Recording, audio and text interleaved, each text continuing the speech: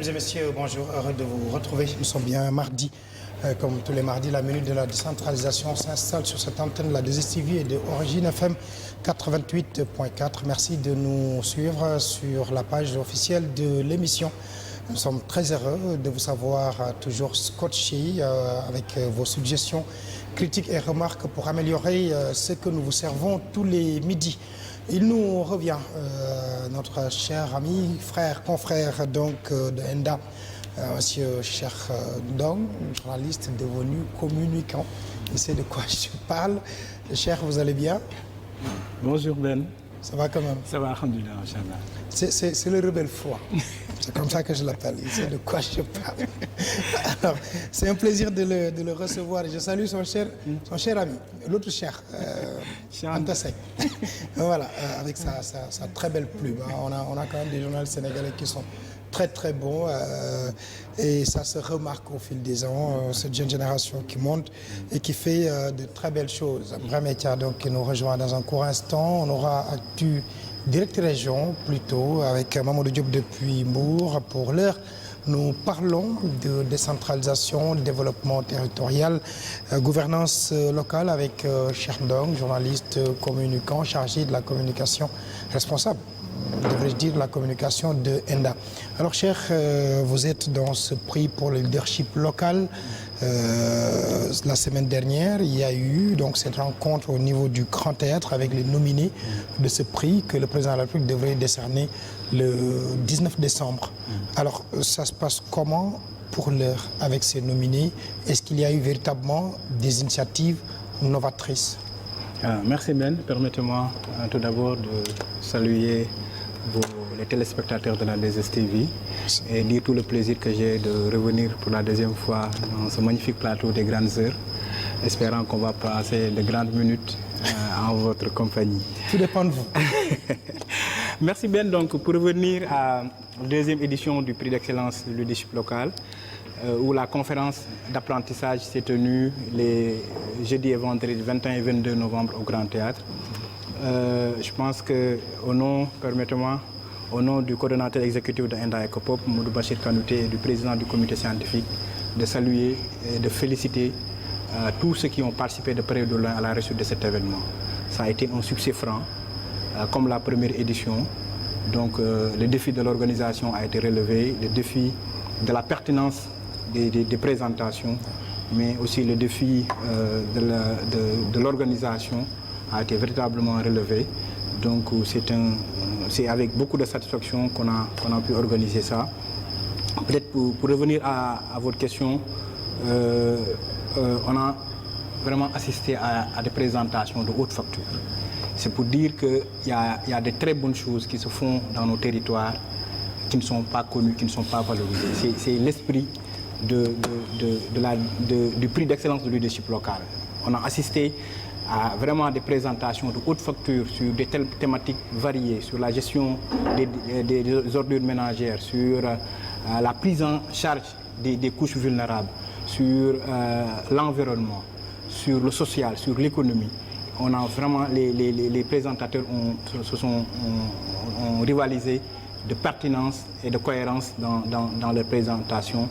Et mention spéciale aussi à mes confrères de la presse dans la catégorie journalistes communicants qui nous ont vraiment séduits par la pertinence de leur production médiatique. Donc je pense que ça a été une réussite, un succès franc, et nous remercions tous ceux-là qui ont participé de près ou de loin à la réussite de cet événement, notamment le ministère des collectivités territoriales. Le ministre Omar Gueye a eu l'amabilité de présider la cérémonie officielle et véritablement ça a été une réussite. Ben. Nous reviendrons sur le cas des journalistes. Il nous a rejoint Ibrahim Etia. Vous allez bien? Ça va très bien Ben, comme tous les mardis, heureux de vous retrouver sur ce plateau des très grandes heures. Oui, avec la promesse jusqu'ici non tenue. Etia en costume, c'est toujours l'Africain. Bon, c'est du Thomas Sankara sans Sankara, quoi. On comprend. C'est normal, un passionné du développement local, on est tenu de faire la promotion de tout ce qui se fait au niveau local, parce que voilà. cette chaîne de valeur, d'habitude au niveau local, on part de l'agriculture pour arriver au service de plus en plus. Alors, Etia, ce prix pour le leadership local, vous y tenez, vous le suivez. Et on se rend compte, parce que je le disais tout à l'heure à Cher, au moins avec la prestation de nos confrères, on se rend compte que de plus en plus la qualité revient dans ce métier. Bon, on en parlera avec lui, je vous laisse dérouler. Tout à fait, Ben, parce que je pense que cette année, on a quand même remarqué une certaine évolution des choses, aussi bien dans la forme que dans le fond. Je félicite tout d'abord les organisateurs, en particulier Enda Ecopop, déjà pour l'initiative, mais quand même pour vraiment toute cette évolution qu'on a notée cette année. Parce que quoi qu'on puisse dire, Cheikh l'a rappelé tout à l'heure, il y a de très bonnes initiatives qui se font au niveau des collectivités territoriales. Maintenant, le problème qui se pose, c'est comment valoriser ces initiatives-là, comment accompagner les collectivités territoriales ou bien autres acteurs territoriaux qui sont en train quand même de faire bouger les choses au niveau local. Et cette année quand même, on a quand même constaté quelque chose. Les communes ou bien les départements qui sont nominés sont venus avec vraiment un autre visage, aussi bien sur le fond que sur la forme. Peut-être je vais un peu m'appesantir sur la forme. Tantôt je taquinais l'autre jour Ousseynou lui disant que cette année tous les maires veulent faire des présentations avec quand même une séquence vidéo. Même si quand même du côté de la qualité, il y a des améliorations qui doivent être faites, mais quand même c'est une évolution. Je pense qu'il faut saluer cela. Et aussi bien sur le fond, ce sont vraiment des projets très pertinents qui ont été quand même présentés. Alors peut-être pour une question à Cheikh, alors en termes d'accompagnement à l'issue du processus, qu'est-ce qui est prévu? Parce que quoi qu'on puisse dire, c'est de très belles initiatives qui ont été présentées, mais qui ont besoin d'être valorisées, qui ont besoin d'être vendues aussi bien au plan national qu'international. En termes d'accompagnement, qu'est-ce qui est prévu pour les nominés, aussi bien pour les collectivités territoriales ou bien les autres nominés qui seront retenus à l'issue du processus? Merci Etia, je pense que c'est une question très importante parce que le prix ne doit pas seulement se limiter à inviter les collectivités territoriales à présenter ce qu'il y a de meilleur dans nos collectivités territoriales. On doit accompagner ces collectivités territoriales parce que malgré la pertinence des présentations, on sait que nos collectivités territoriales ont besoin d'être accompagnées sur le plan de leur renforcement de capacité. L'année dernière, lors de la première édition, il y a des collectivités territoriales périmées qui ont été accompagnées dans le cadre de la coopération décentralisée en Belgique. Avec un partenaire, le RAES, on a organisé un forum économique en Belgique durant 5 jours. On a accompagné ces collectivités territoriales à rencontrer les opérateurs économiques belges, donc la diaspora sénégalaise, très dynamique là-bas en Belgique, pour financer des projets. Ça veut dire qu'au-delà de l'accompagnement sur l'international, il y a un accompagnement institutionnel et peut-être même organisationnel. Peut-être à travers les présentations, à travers les fiches de soumission, on peut détecter certaines failles sur le plan organisation, sur le plan de la gestion du personnel. On peut Enda Ecopop et dans l'accompagnement des collectivités territoriales depuis plus de 25 ans. Donc, on doit peut-être accompagner au niveau interne d'abord à mieux s'organiser, à mieux prendre en charge les préoccupations des populations, mais aussi leur offrir une tribune de visibilité. Donc, durant 2 jours, ces collectivités territoriales sont connues, partagées. On a fait une retransmission en direct sur les réseaux sociaux, c'est une tribune de visibilité pour ces populations. Alors que je pense, moi j'ai l'habitude de dire, ce qui manque dans notre politique de décentralisation, c'est de l'événementiel.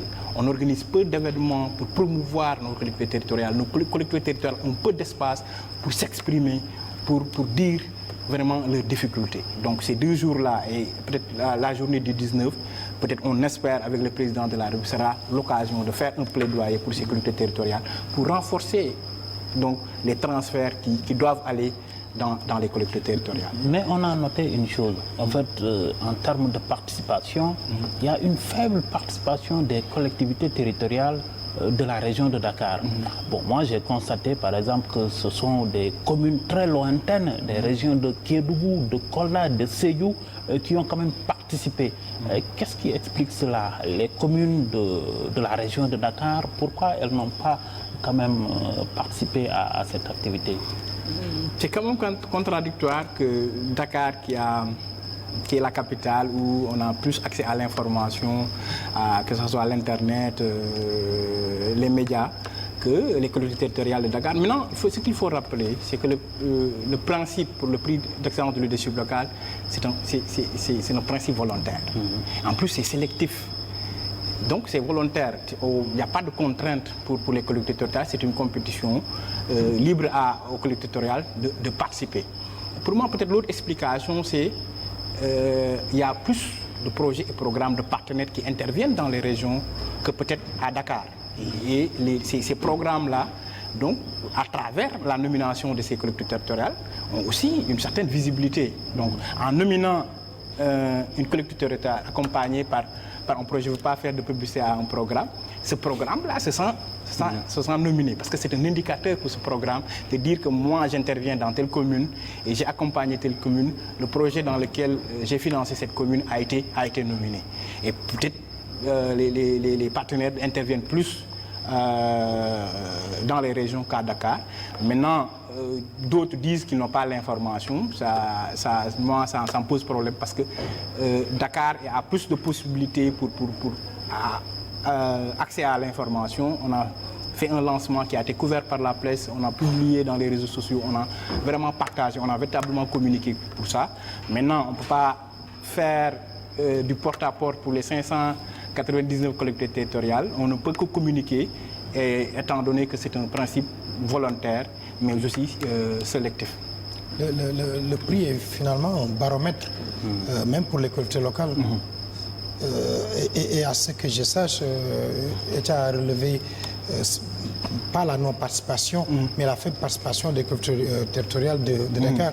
Est-ce parce qu'à Dakar, il y a des besoins parfois plus urgents, plus pointus, l'histoire du ramassage des ordures, leur transformation, cette gestion de proximité, et que assez souvent, ça demande des innovations qui sortent un peu de l'ordinaire.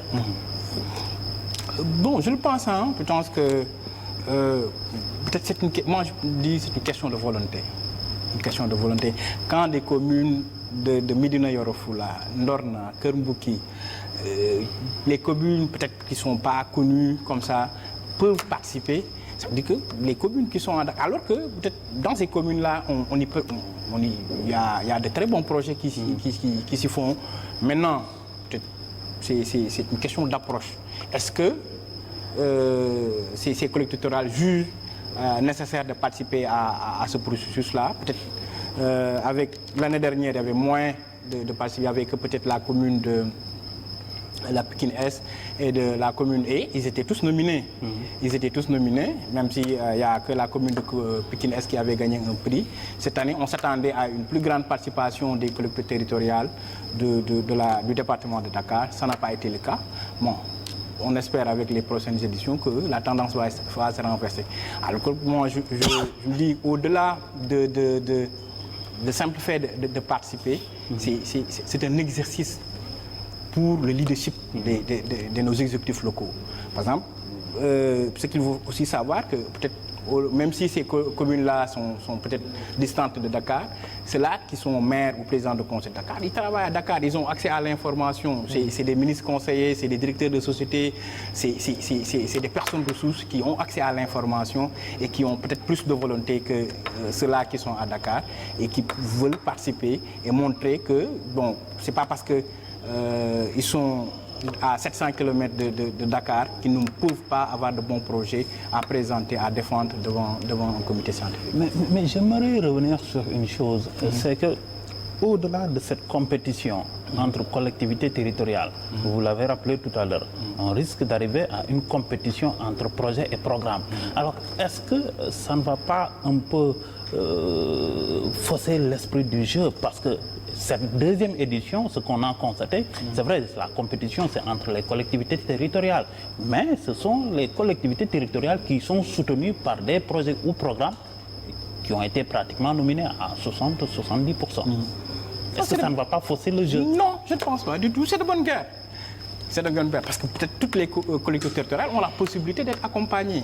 Parce que les partenaires aussi ne mettent pas de l'argent là où il n'y a pas une bonne gouvernance, où il n'y a pas peut-être une gestion efficace des ressources. C'est un indicateur qu'une collectivité territoriale puisse capter des fonds venant des partenaires au développement. Ce n'est pas des enfants de cœur. Ils n'injectent pas des milliards, peut-être n'importe comment. Je pense que c'est un indicateur que les collectivités puissent capter ces fonds-là, mais et de pouvoir financer des projets pertinents. Parce que c'est en fonction de la pertinence et de la faisabilité et des retombées des projets par rapport aux populations que ces projets sont financés. Donc si peut-être ça ne doit pas être une compétition entre projets et programmes, ça doit être une compétition. Mais malgré la pertinence parce que ce n'est pas que la pertinence du projet qui est jugée, mais le niveau de portage, le leadership. Parce que ce n'est pas pour rien qu'on invite les gens au Grand Théâtre pour la présentation. La manière de présenter, la manière de défendre son projet, ça c'est du leadership. Parce qu'on a besoin, aujourd'hui, on n'a plus besoin de maires administrateurs de crédit ou qui ne font que signer. Oh là là. On a besoin des maires. De plus en plus, vous exigez des collectivités locales qu'elles aient à leur disposition des ressources humaines de qualité, finalement. Voilà, il le faut. D'où l'importance de la fonction publique locale. On ne peut pas développer nos collectivités territoriales tant qu'on n'a pas des ressources humaines de qualité. Ça, c'est important. Et ça, c'est un critère. Et ces bailleurs-là, ils n'injectent pas leur argent n'importe comment. Ils définissent des critères pour intervenir en fonction des besoins de chaque localité. Que de la mise en œuvre quand le projet il est nominé, il est finalement retenu, consacré. Pour la mise en œuvre, ça se passe comment? C'est à la mairie, c'est à la culture locale d'aller chercher le partenaire idéal où on prend le prix, on s'en glorifie et puis on attend. Non, en fait, puisque le processus c'était, au départ, il y avait 125 soumissionnaires qui ont présenté le projet. À travers ces 125-là, on a choisi 30. Donc 30 meilleurs, les meilleurs parmi les meilleurs. Parce qu'il faut d'abord accepter de se soumettre à l'exercice. Donc avoir le courage d'identifier un projet, de dire que je pense que ce projet est pertinent et innovant, de soumettre cette candidature-là. Après cette sélection-là, donc il y a des supports qui ont été édités, qui vont voyager partout à travers le monde. Et cela, c'est une certaine visibilité. Les gens qui vont lire cette plaquette vont dire que la commune de Yeumbeul, il se trouve où? Il veut peut-être davantage s'intéresser, les gens. Voilà. Maintenant, après la sélection, avec la note de présentation, plus l'évaluation citoyenne, que peut-être on a eu des difficultés à le faire. Maintenant, si à l'issue de ces présentations, 3 dans chaque catégorie seront primés.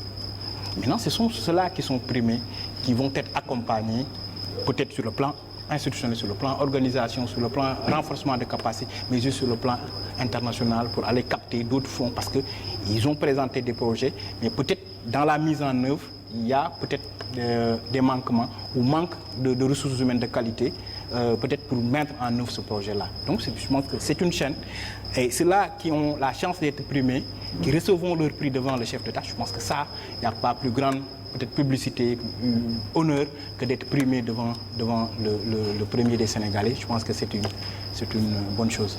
Il y a une catégorie journalistes et communicants. Je vais jeter une pierre dans le jardin des rédactions. En fait, devant le jury, certains journalistes ont évoqué les difficultés auxquelles ils sont confrontés dans le traitement de certains sujets de reportage qu'ils ont choisis. Ils nous disent que les rédacteurs en chef, les directeurs de rédaction ne leur laissent pas souvent le temps d'approfondir l'enquête qu'ils font sur une telle ou une telle autre thématique. Alors qu'aujourd'hui, il se pose la question de la spécialisation des journalistes. Est-ce qu'aujourd'hui, au Sénégal, les rédactions quand même accompagnent ces journalistes-là qui ont choisi de travailler sur des thématiques bien précises? Question difficile. Je crois dans tous les domaines. Dans tous les domaines, les rédactions ne donnent pas du temps aux reporters. parce que c'est pratiquement un traitement fast-food, c'est pas du fast-track, mais fast-food de l'information. Ce qui se passe au quotidien est traité au quotidien. Je crois de toutes les rédactions dans ce pays, Sud le faisait un peu, avec Feu Mamali Conté, qui avait ce recul nécessaire. Malick Diagne du Conseil économique et social aussi a eu à le faire. À Walf, si Lamine Niasse le permettait donc à certains journalistes qui pouvaient se détacher pendant 15 jours pour enquêter, investiguer un peu. Mais aujourd'hui, bon, c'est le prix, c'est le 19 décembre, il faut en parler parce que le chef de l'État est là-bas. Et d'ailleurs, on n'insiste même pas sur le contenu de ce qui a été présenté, sur le contenu des innovations, des propositions, mais beaucoup plus sur les dires ou les déclarations du chef de l'État. Bon, je l'appelle la logique éditoriale face à la ligne éditoriale face à la logique commerciale. Donc ce qui vend, c'est beaucoup plus ce sur quoi nous misons. C'est ça le drame aussi. J'ai demandé à Cheikh quel sera l'impact, par exemple, de ce prix sur le traitement que les rédactions font des questions relatives à la décentralisation en général. Ceux qui participent assez souvent, ils le font intitut personnel. Assez souvent. Ce n'est pas la rédaction qui présente la chose. Parce que la rédaction a souvent l'impression qu'en présentant un projet, si jamais il ne passe pas, c'est la rédaction qui est jugée. Donc, bravo à ces confrères qui ont accepté de se soumettre à cet exercice dont parlait tout à l'heure véritablement Cheikh. Parce que quand vous échouez seul. mais quand vous réussissez pour toute la rédaction. Là, c'est publié, on fait un peu de com autour de la question. Or, au départ, on a 3 journalistes. Au départ, ils étaient combien? 12. Ils étaient 12.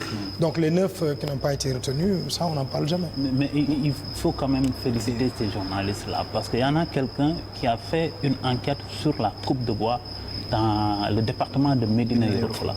Et c'est avec ses propres moyens qu'il a fait l'enquête.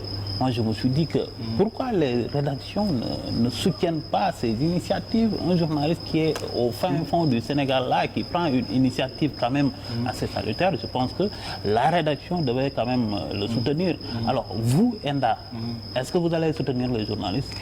Vraiment d'en venir à ça. Peut-être si j'ai, moi, personnellement, quelque chose à déplorer par rapport aux conférences d'apprentissage, c'est la faible appropriation des rédactions de ces journalistes qui sont nommés. Je pense que même si au départ, ce n'est pas les rédactions qui sont en compétition, c'est les journalistes de manière volontaire qui a présenté un article qui a été publié dans un organe de presse.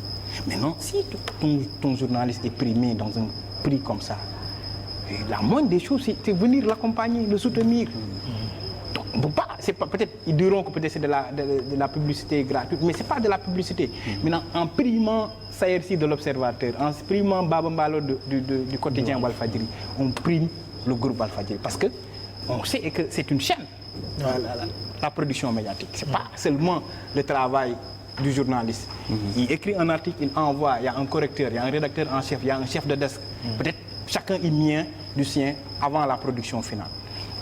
Maintenant, en termes, moi je pense que ça pose encore la problématique de l'aide à la presse et de l'encadrement dans nos rédactions.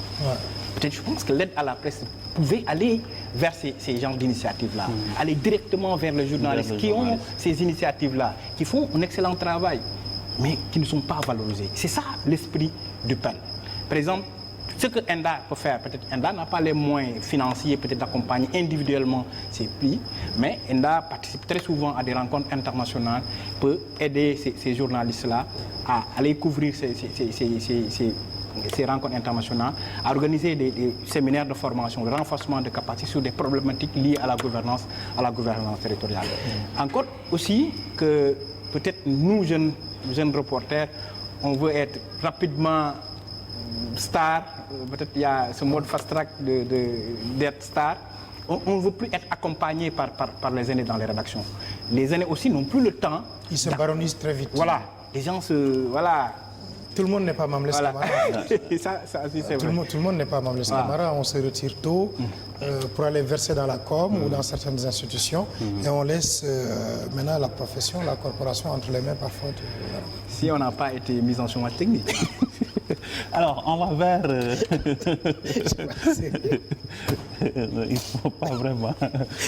On va vers la dernière étape, la remise des trophées, qui est prévue le 19, toujours au Grand Théâtre, et en principe, je dis en principe, qui devrait être présidé par le chef de l'État. Qu'est-ce qui est prévu le 19 exactement? Pour moi, le 19, ça doit être la fête de l'excellence territoriale. On doit sentir vraiment que le 19, c'est la fête de la décentralisation au Sénégal. Que ceux-là qui sont primés ont eu le mérite d'abord de se soumettre à l'exercice, d'aller chercher au fin fond d'eux-mêmes ce qu'il y a de meilleur et qui se fait dans le territoire. Vous l'avez dit tout à l'heure, il y a un confrère qui a présenté un documentaire qui, moi, à la première lecture, j'avais la chair de poule parce que tellement il y avait de la qualité, il y avait de la pertinence. Et même les membres du comité scientifique se sont interrogés sur les moyens déployés pour produire ce tel film. On doit reconnaître donc ces personnes-là qui ont eu le mérite de participer et d'être distinguées. Donc ce qui est prévu, c'est véritablement, on veut insiste sur l'enjeu majeur pour la deuxième édition, c'est que le président puisse venir personnellement. Et ça, le ministre Omar Gueye est en train de faire un travail extraordinaire, un travail de plaidoyer et de portage pour que le président... Parce que ça cadre parfaitement avec les projets du chef de l'État. Parce qu'il y a beaucoup de... Par exemple, le président a déclaré le projet zéro déchet. Il y a 2 à 3 collectivités territoriales qui ont présenté des projets par rapport à la gestion des ordures. Pour moi, c'est les initiatives, les projets du chef de l'État qui sont primés. Donc le chef de l'État doit véritablement venir présider cette cérémonie. Vraiment, ce sera l'apothéose, ce sera vraiment le paroxysme si le président puisse se déplacer et remettre personnellement ses prix pour encourager ces collectivités territoriales, malgré les faibles moyens, malgré la conjoncture économique, malgré les difficultés sur le plan organisation, sur le plan institutionnel, qui se démènent comme des diables pour présenter de très bons projets et qui sont faisables. Parce que ce n'est pas des projets fantaisistes, mais c'est des projets qui sont réalisables, faisables. Et voilà, je pense que ce qui est prévu, c'est que le président puisse venir. Et peut-être j'insiste sur le défi de la mobilisation, que les gens puissent venir tôt, parce qu'on avait constaté ça, c'était une faiblesse lors des conférences d'apprentissage. Les gens n'ont pas l'habitude, mais par rapport au... Le 19 décembre, ils y seront. À coup sûr, le président vient, le protocole devient très exigeant, donc 8h30 pour tout le monde. Ibrahim Etia, merci. Merci à vous, Ben. Voilà, on se retrouve la semaine prochaine pour notre numéro avec des changements. J'aime pas tout annoncer, mais on va vers un autre décalage horaire. Bientôt sur cette antenne de la DSTV. Cher donc, je vous remercie. C'est toujours un plaisir de vous recevoir. Merci, Bonne. Il n'y a pas de chômage technique ici. Merci à vous. Merci à l'équipe technique. On se retrouve à 13h20. On sera avec le président de la Fédération sénégalaise de savate boxe française, Monsieur Djiba. Je serai en compagnie de Fatima Sela. À tout à l'heure, la grande pause, c'est tout de suite le journal avec Adja Seynabou Ndiaye.